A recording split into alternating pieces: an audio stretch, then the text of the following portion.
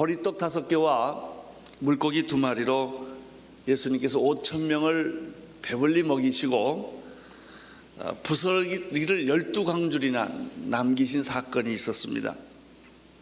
지난주에 우리가 설교한 것인데요,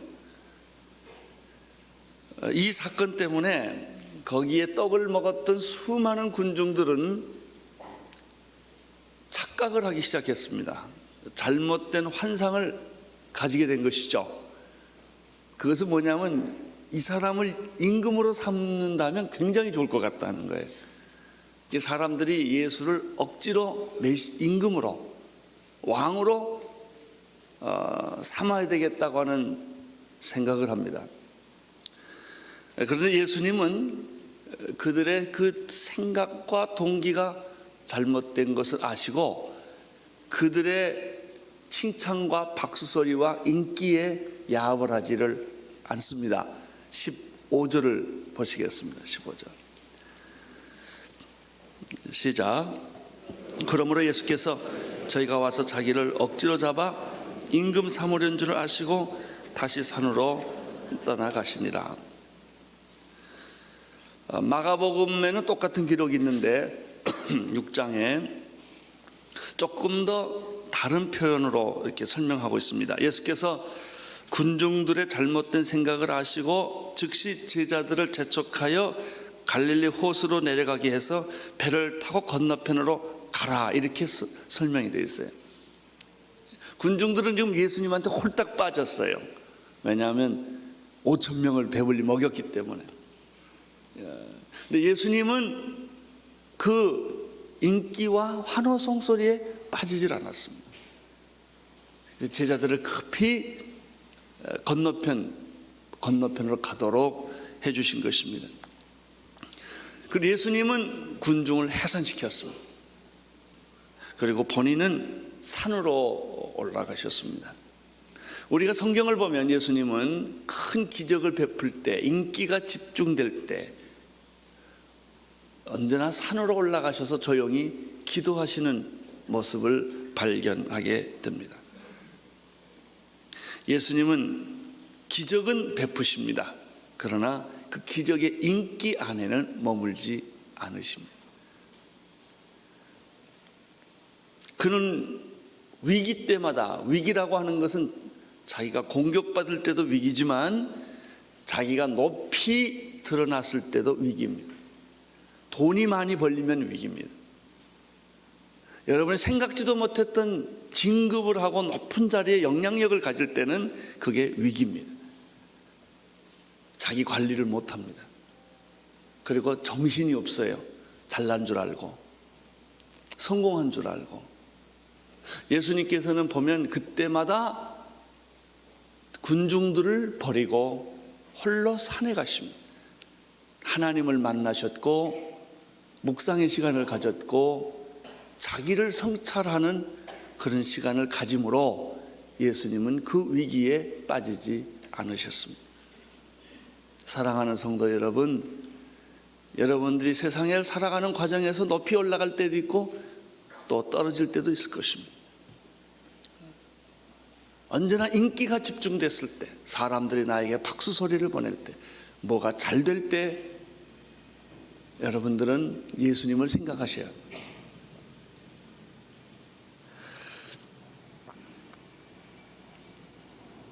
제자들은 예수님의 그 말씀 따라 즉시 바닷가로 내려가서 배를 타고 건너편 가버나움으로 갔습니다.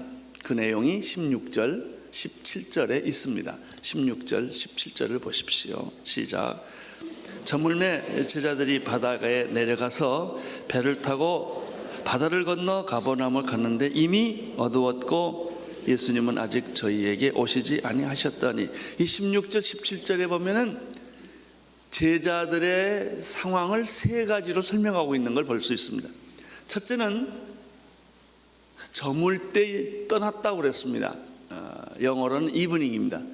저녁 때에 떠났는데, 해가 지는 저녁을 여러분들은 상상할 수 있겠습니까? 도시에서는 이게 잘 상상이 안 됩니다. 왜냐하면 가로등이 하도 많으니까. 오히려 밤에 되면 이 한강변이 더 멋있어요. 그러나 시골의 밤은 해가 지면 빛이 없습니다.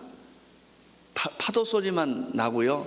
해가 쭉 지고 어둠이 깔리면 이제 아무것도 보이지 않는 그런 상황입니다. 해가 저녁이 됐다는 얘기는 불안해졌다라는 얘기고요. 사물이 잘 보이지 않는다는 얘기입니다.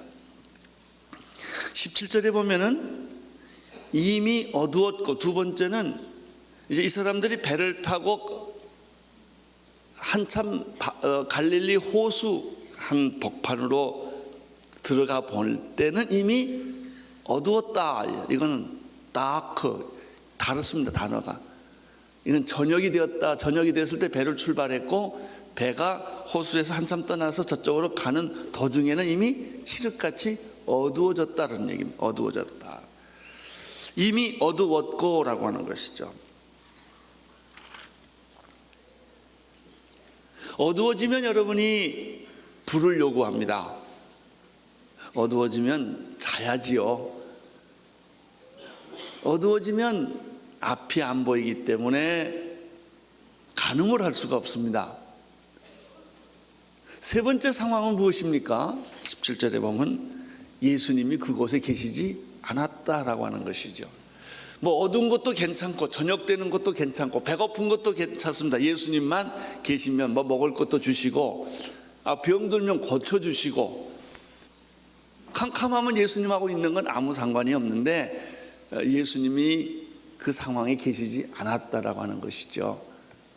이 세 가지 상황은 제자들이 약간 겁먹은, 약간 불안한 이런 상황을 여기서 설명해 주고 있죠.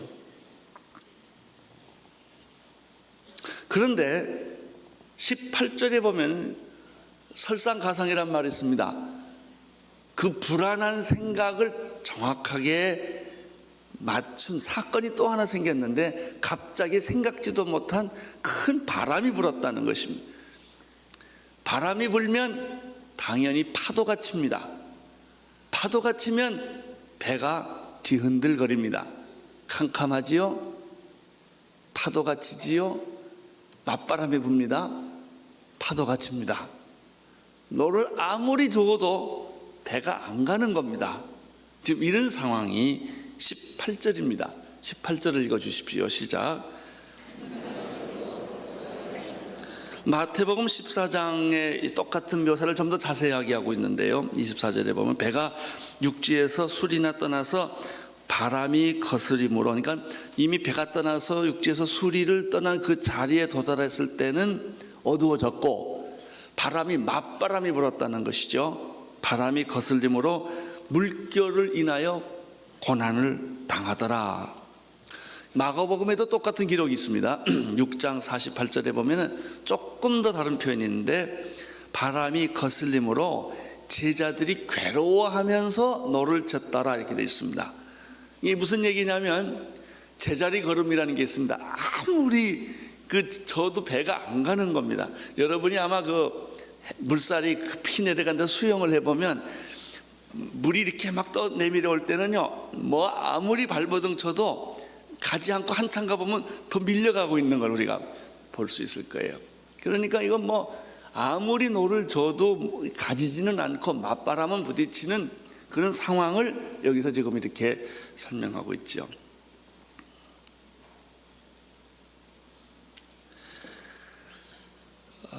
우리들이 인생에 있어서 이런 일이 있어요. 인생의 저녁을 경험할 때가 있어요. 황혼. 아침도 지나가고 정오도 지나가고 내 인생의 황혼을 맞이하는 그런 때가 있습니다. 우리는 인생의 어둠을 경험할 때가 있습니다. 우리는 인생에서 지금까지 신앙생활 잘 해오다가 어느 날 갑자기 내 삶에서 예수님이 없는, 빠지는 그럴 때를 경험할 때가 있습니다. 생각지도 못한 역풍을 만납니다. 사업이 잘 됐는데, 내가 모든 계획한 것들이 다 잘 진행됐는데, 쑥쑥 잘 갔는데 어느 날 안 가지는 거예요. 이게 진땀이 나고 고생만 했지만 진보가 없는 거예요. 이런 똑같은 이야기입니다. 19절을 보겠습니다. 19절 시작. 제자들이 노를 저 10여리쯤 가다가 예수께서 바다 위로 걸어 배에 가까이 오심을 보고 두려워하고는, 이 19절은 아주 짤막한 구절이지만 이 마태복음과 마가복음 도움을 좀 받아야 됩니다. 이 앞뒤를 살펴보면 이 상황을 아주 그림같이 충분하게 이해할 수가 있습니다.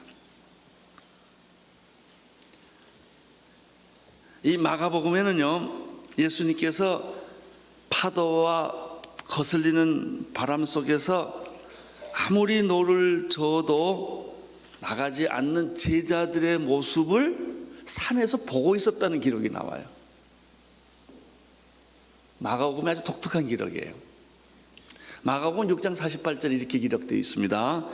바람이 거슬림으로 제자들이 괴로이 노짓는 것을 보시고, 그랬어요. 예수님 지금 제자들 보고 떠나라고 그랬습니다. 그리고 예수님은 산에 올라가셨습니다. 그 산에서 바다가 이렇게 보입니다. 저도 이스라엘 갈릴리를 가봤는데, 그 자리에 가봤는데 바다가 이렇게 보여요. 거기서 풍랑을 맞고 역바람을 맞고 제자들이 낑낑대는 것을 그 산꼭대기에서 예수님이 보셨다는 거예요. 보시고 마가복음은 밤 4경쯤에, 이건 새벽 3시를 말합니다. 예수님이 바다 위로 가셨다는 것입니다.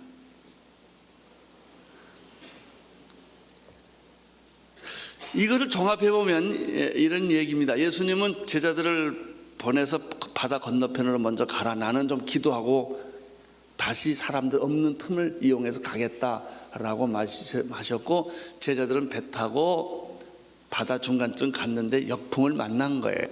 낑낑대고 있는 거를 예수님이 산에서 보셨다고 그랬는데, 자, 보시기만 했을까요? 기도도 했을까요?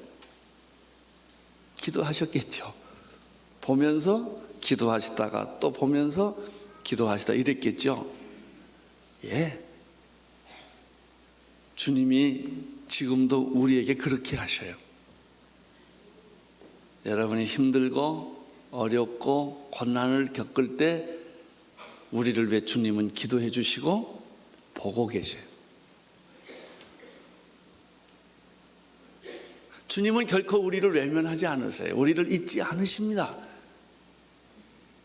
주님은 우리에게 무관심하지 않으세요. 제자들이 지금 바다 위에서 고생하는 것을 주님은 다 잊고 계산하고 계시고, 그 정도는 괜찮아.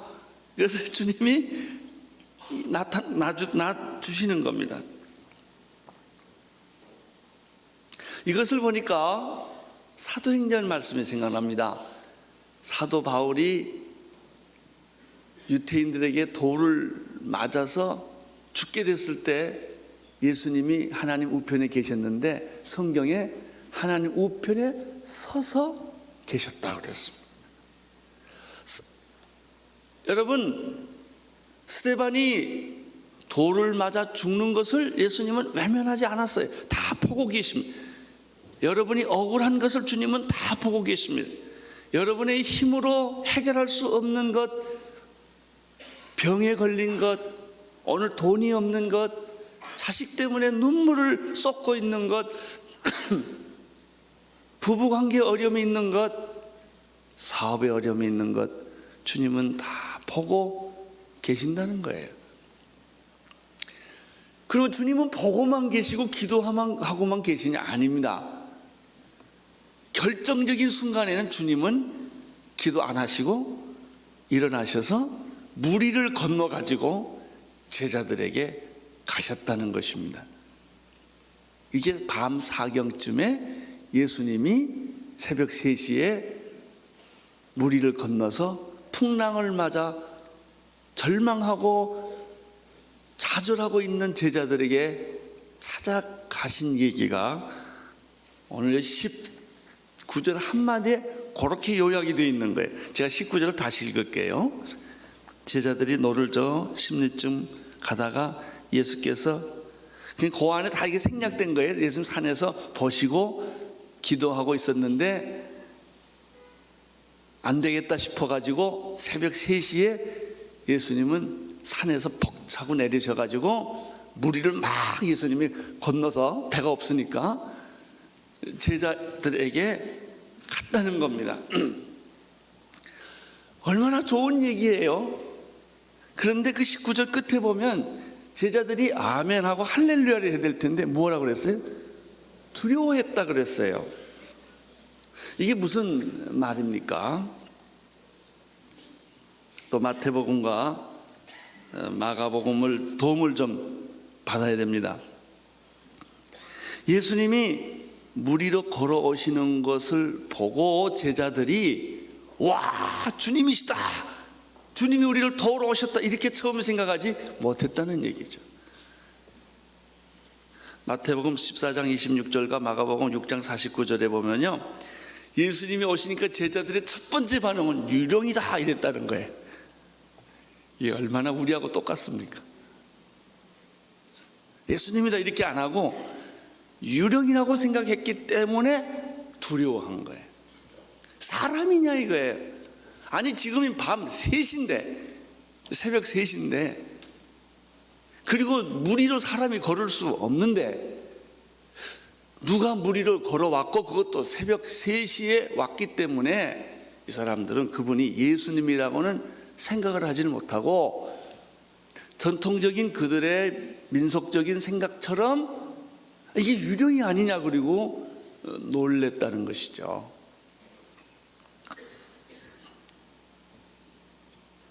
그런데 조금만 더 생각을 해보면 참 재밌습니다. 어젯밤에 무슨 일이 일어났습니까? 보리떡 5개와 물고기 2마리 예수님을 이미 5,000명을 먹인 사건을 목격한 사람들인데 몇 시간 지나서 까맣게 잊어버렸다. 까맣게. 더구나 예수님이 부스러기 다 버리지 말고 모아둬라 그래서 12강주리를 남기지 않았습니까? 12강주리를 남겼으면 모아가지고 쓰레기통에 버렸겠어요? 아니죠. 그걸 들고 아마 배에 탔을 거예요. 그 12강줄이 증거물이 있는데도 사람들은 예수님은 까맣게 잊어버리고 예수님이 오니까 유령이다 이랬다는 것이죠. 사람이요, 급하면 다 까맣게 잊어버립니다. 은혜도 잊어버리고 기적도 잃어버리고 축복도 잃어버리고 오직 현실적인 절망만 가지고 있습니다. 그래서 희망을 닫아버리는 거예요. 가능성을 닫아버리는 것이죠. 사랑하는 성도 여러분, 예수님은 살아계십니다. 그분은 어저께도 여러분에게 기적을 베푸셨어요. 여러분이 기도를 응답하셨죠. 오늘 내가 어려움을 겪고 억울한 일을 당하고 해석되지 않는 일을 당한다고 해서 주님이 없어진 게 아니고 그분이 유령이 아니라는 것이죠. 그분은 새벽 3시에도 오시고 무리로도 걸어서라도 나를 도우러 오시는 분이 예수님이십니다.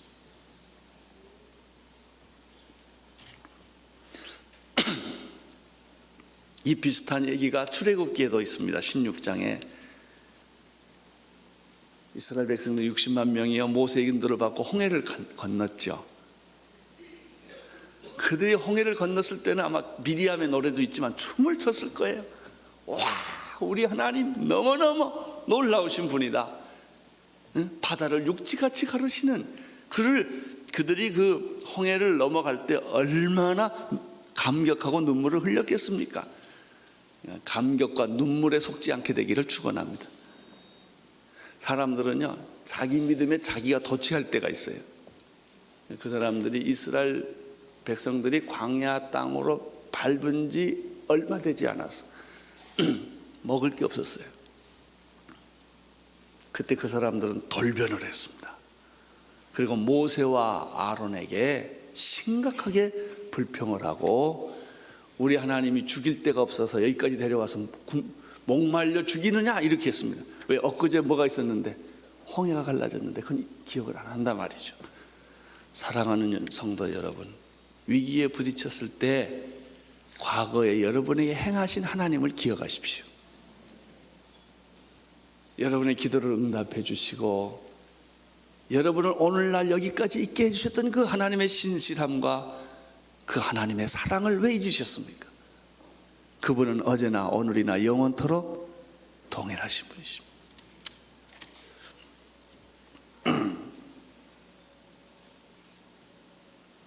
오병이어로 5,000명을 먹이신 예수님이 왜 여러분을 외면하시겠습니까?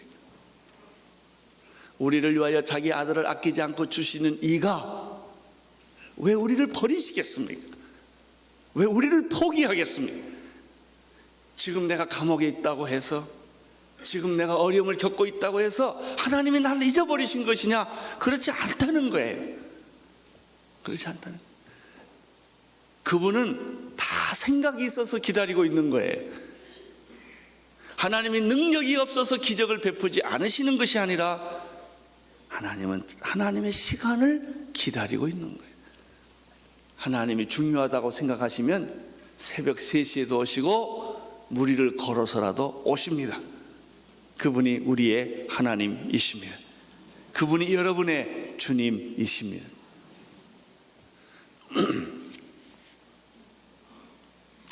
주님이 오셔서 제자들에게, 무서워하고 있는 제자들에게 뭐라고 말씀하셨습니까? 20절입니다. 20절 시작. 가라사대. 주님의 이 말씀은 얼마나 위로가 되고 얼마나 격려가 되고 얼마나 희망이 되는지 모릅니다. 내니 두려워 말라.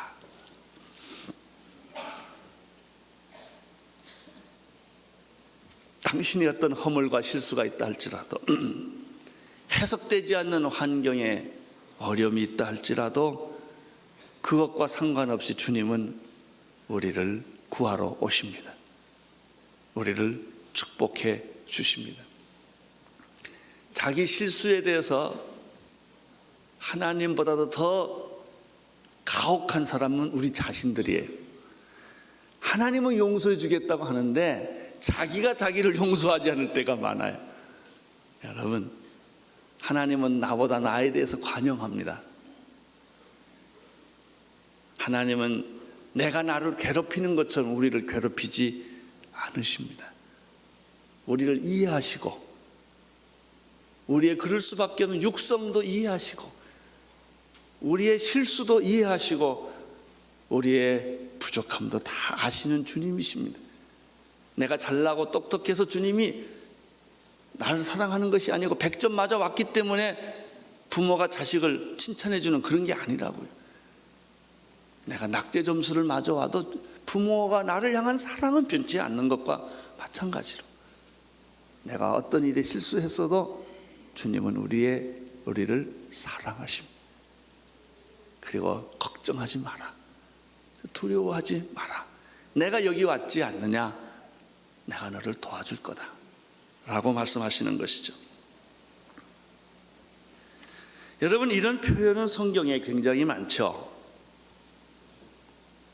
요한복음 14장 1절을 기억하십니까?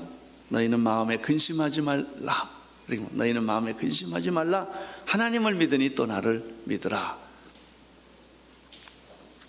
마태복음 11장 28절 기억하십니까? 수고하고 무거운 짐진 자들은 다 내게로 오라.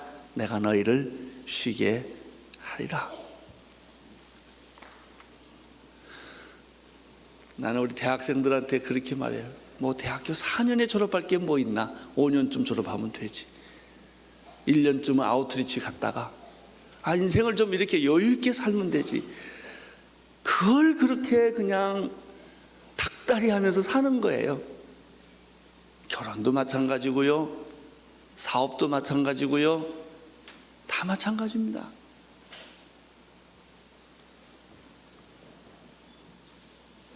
예수님은 병든 자를 만나시면 조건 없이 네 병이 낫다고 그랬고 네 죄가 사함받았다고 그랬어요. 조건 안 거셨고 대가를 요구하지 않으셨습니다. 내가 교회 잘 나가면 새벽기도 가면 고쳐주겠다 이런 말씀 안 하셨고요, 11조 하면 고쳐주겠다 이런 말씀 안 하셨어요. 예수님은 사랑을 조건 없이 베풀어 주셨습니다. 이 마태복음 14장에 보면 오늘 본문에는 없지만 바로 그때 일어났던 사건 하나를 마태복음에는 더 기록하고 있습니다. 오늘 요한복음에는 그 기록이 빠져 있는데요. 그렇게 예수님이 물 위로 걸어오시니까 제자들이나 베드로가 유령이다 그리고 굉장히 놀라니까 주님이 내다 두려워 말라 안심하라 이렇게 얘기를 했죠. 베드로가 뭐라고 그랬죠? 순간적으로 주여 만일 당신이 주시어든 나를 명하사 물 위로 걷게 해 주십시오 이렇게 말합니다. 주님은 따지거나 뭐 그러지 않으세요. 그냥 오라 그랬어요. 우리는 한번 오라 그러려 너 앞으로 말 잘 들어 뭐 이러고 다 몇 가지 말하고 난 다음에 이제 오라 그러지만 주님은 그냥 올라오라. 베드로가 물 위를 올라갔습니다. 30절에 보면 베드로가 올라갔는데 30절이 재밌어요. 그 마태복음에 보면 물 위로 올라가서 걷는데 거세게 부는 바람을 보는 순간 그렇게 되어 있어요. 바람을 느끼는 순간에 베드로가 물 위에 다시 빠진 물속으로. 물속에 빠지니까 베드로가 급한 김에 소리를 질러서 주여 나를 구원해 주십시오 라고 말합니다. 이때 예수님께서 또 설교 한바탕 하시고 손을 잡는 게 아니고 손을 잡고 건져주시면서 믿음이 적은 자여 어찌하여 의심하느냐. 그리고 이제 베드로를 데리고 배에 다시 올라갔다는 얘기입니다. 저는 여기서 또 재미있는 사실 하나 발견합니다. 누구든지 예수님이든지 베드로든지 사람은요 물 위에서는 못 삽니다. 물 위에 잠깐 떠 있는 건 괜찮아요. 기적은요 계속되면 자연이에요. 여러분 우리는 뭐 사실 지구가 도는 거지만 해가 동쪽에서 뜨는데 이상한 뭐라 해가 서쪽에서 뜨겠네 그런다고요. 해가 매일 서쪽에서 뜨면 하나도 이상한 거 아니에요.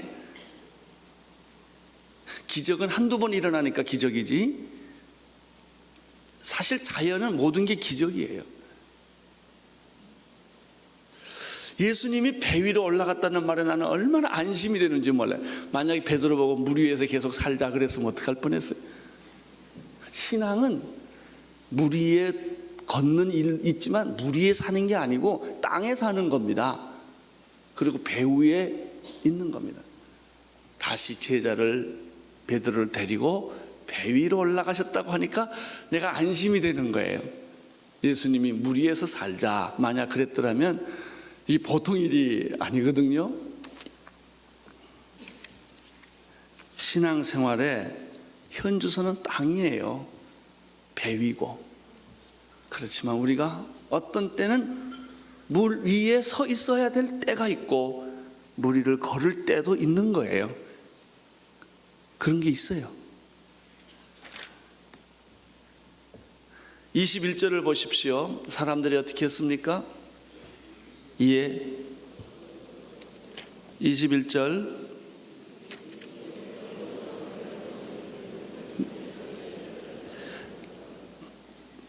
기뻐서 배로 영접하니 배는 곧 저희의 가려던 땅으로 가게 되었다. 다 모든 게 이제 정상으로 가게 됐고 또 파도도 정상으로 돌아왔고 바람도 불지 않는 상황으로 돌아오게 된 것입니다. 오늘 우리는 이 짤막한 사건, 물 위로 예수님이 걸으시는 사건을 통해서 몇 가지 배우는 게 있습니다. 첫째는 생각지도 못한 인생의 풍랑과 파도는 있는 법이다라고 하는 거예요. 예수님의 제자들에게도 있고요. 믿음 좋다고 없는 게 아닙니다. 기도 많이 했다고 위기가 안 오는 게 아니라는 것입니다. 누구에게든지 올 수 있어요. 예수님에게도 많이 왔지요. 예수님에게도 사탄은 찾아가서 유혹을 했습니다. 마귀는 얼마나 예수님을 많이 공격했는지 몰라요. 마지막에는 십자가의 예수를 못 받게 하는 그런 예수님이 공격도 받았습니다. 여러분, 인생은 장밋빛이 아닙니다. 장미밭이 아닙니다. 꼭 기억하십시오. 때로는 내 자녀가 병들 수도 있고, 때로는 내가 감당할 수 없는 모든 게 다 돼 있는데 내 인생에 암이 있을 수도 있고, 정말 다른 사람에게 이야기하기 어려운 그런 일들이 인생의 골목골목마다 있다는 거예요. 그랬을 때 여러분들, 하나님이 나한테 왜 이러시냐 이렇게 말하지 않으셔야 합니다. 비가 오는 거를 하나님은 왜 비 오느냐 이렇게 말하면 안 되지요. 여러분, 비 안 오게 할까요? 괜찮아요? 안 되지요. 햇빛은 좋아요. 그러나 햇빛이 계속 내려쬐리면 뭐가 돼요? 사막이 되지요. 우리 인생에는 겨울도 있고, 우리 인생에는 고난도 있고, 우리 인생에는 눈물도 있고, 우리 인생에는 한숨도 있는 거예요. 그럼 예수 믿는 사람에겐 없느냐? 아니에요. 꼭 그 착각하지 마십시오. 햇빛을 하나님이 선인이나 악인에게 주시듯이 인생의 고난은 누구에게든지 다 있는 법이요. 계획된 고난도 있지만 계획되지 않는 고난도 있다는 사실을 우리는 여기서 배워야 합니다. 두 번째입니다. 그럼 우리가 고난을 겪을 때 예수님은 우리를 외면하시느냐? 그렇지 않다는 것이죠. 고난이 깊을수록 하나님은 가까이 계십니다. 여러분의 자녀가 건강하면 적당히 놔두지만 심각하게 아프면 부모님은 자녀 곁을 못 떠납니다.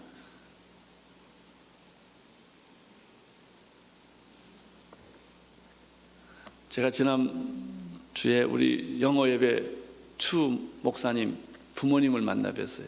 그분들이 의사시더라고, 미국에서. 나는 우리 목사님 학부모니까 저한테 찾아온 건 처음 경험해요. 목사님을 목사님 교회에다가, 자기 아들을 목사님 교회에다 이렇게 맡겨서 정식으로 인사하러 오셨어요. 근데 그분이 하는 말을 듣고 제가 아주 굉장히 재밌었어요. 딸이 한 분 계시고 아들이 둘이 있는데, 큰아들은 변호사인데 다 자기들은 먹고 사는데 목사 아들이 제일 불쌍한 거예요. 뭐 목사가 무슨 돈 있겠어요? 뭐가 돈 갖다 주겠어요? 뭐 결혼해도 뭐 제대로 살겠어요? 그러니까 이 부모님들은 온통 이 막내 목사 아들 됐는데 아들한테 관심이 있는 거예요. 이렇게 뭐 돈 있으면 그 아들 갖다 주려고 그러고 뭐 이러시는 것 같더라고요. 표정을 가만 보니까. 그래서 저한테까지 와서 같이 밥을 먹었어요. 그래요. 여러분, 부모는 그런 겁니다. 더 약한 아들에게 관심 있는 거예요. 하나님도 마찬가지예요. 여러분이 어렵고 힘들 때 여러분 하나님이 저주하고 여러분을 버려서 그런 게 아니고 그때 더 하나님이 가까이 계시다는 사실을 꼭 기억하십시오. 세 번째입니다. 예수님은 결정적인 시간에 나타나신다. 그러니까 지금 안 나타나신 것은 무슨 뜻입니까? 괜찮다. 그리고 너 혼자 해볼 만하다. 그래서 놔두시는 거예요. 당신의 혼자 힘으로, 개인의 힘으로 이제는 희망이 없을 때는 누가 나타나시냐면 주님이 나타나십니다. 여러분, 우리의 기도의 문제가 뭐냐면 내가 나에게 좌절하지 않았다는 것이죠. 아직도 내 힘으로 뭔가 해보려고 하기 때문에 주님이 기다리고 계시는 것이죠. 주님은 새벽 3시에도 오시고 무리를 걸어서라도 오십니다. 할렐루야. 예? 시간을 이제 주님은 안 따지시고요. 여러분이 숨 넘어가는 순간에도 주님이 오실 수가 있고요. 예수님은 초자연적인 방법으로도 일을 만드시는 분이시다 하는 것입니다. 네 번째 여기서 생각하는 메시지가 또 있습니다. 예수님은 언제든지 기적을 베풀 수 있다라고 하는 거죠. 그리고 예수님만 기적을 베푸시는 것이 아니라 베드로도 무리를 걷게 하신 걸 보면 우리들에게도 기적을 누리게 해주신다 하는 것입니다. 예수님은 우리와 같은 인간이지만 우리 이상의 하나님이십니다. 그러므로 예수님에게 기도하는 것을 쉬지 마시고 예수님에게 기대는 것을 포기하지 마십시오. 사람은 실망할지라도 주님은 여러분을 실망하게 하지 않습니다. 다섯 번째입니다. 마지막으로 예수님은 기적을 베푸시지만 기적 안에 머물지 아니하시고 일상적인 생활로 돌아오시는 분이시다 하는 거예요. 우리가 은혜 받으면 기적에서만 살라고 그래요. 불러 아멘 할렐루야. 그럼 맨날 산에만 가고 그러면 여러분 집에 있는 애들이 굶어요. 그걸 주님이 그걸 원하지 않으신 거예요. 내가 살고 있는 직장, 내가 살고 있는 가정, 내가 책임 맡고 있는 그것을 주님은 버리지 않으신단 말이죠. 우리는 자칫 잘못하면 신앙을 너무 기적으로만 해석을 하고 초자연적인 축복만 축복이라고 생각하는 것이죠. 하나님이 공기를 주시고 태양을 주시고 때를 따라 비를 주시고 이런 것은 우리는 너무 감사하는 걸 다 잊어버리고 사는 거죠. 생각해 보십시오. 우리가 하나님에 대해서 눈을 떴다는 얘기는 이 자연에 대해서도 눈을 떴다는 거예요. 은총에 대해서 눈을 떴다는 것이죠.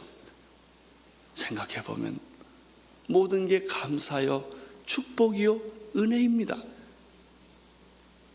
그래서 내가 그 은혜의 삶 속에서 좀 부족했을 때 하나님은 특별히 기적을 베풀어서 다시 은혜에 들어가게 해주시는 것이죠. 여러분 혹시 시계와 톱밥 얘기를 들어보셨습니까? 어느 집안에 톱밥이 많이 있는 것에서 그 놀이를 하는데 한참 재밌게 놀다가 아주 그 귀한 시계를 잃어버렸어요. 그 톱밥이 하도 많아서 시계를 아무리 찾아봐도 시계를 찾을 수가 없는 거예요. 그래서 그 시계 잃어버린 사람, 내 시계만 찾아주면 내가 하여튼 후사하겠다, 상을 주겠다고. 그래서 많은 사람이 칼쿠리를 가지고 쑤셔보고 뭐 해서 시계를 찾는데 못 찾았어요.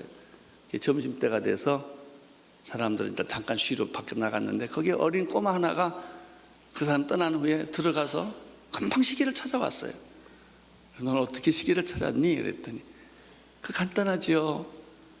가만히 톱밥에다 귀를 대고 들어보니까 어디선가 째깍째깍 소리 나는 걸 찾았다는 거예요. 여러분 자꾸 휘젓고 다니면 아무것도 안 보여요. 가만히 귀를 기울이면, 하나님의 음성에 귀를 기울이면 들립니다. 그리고 예비하신 축복이 임할 줄로 믿습니다.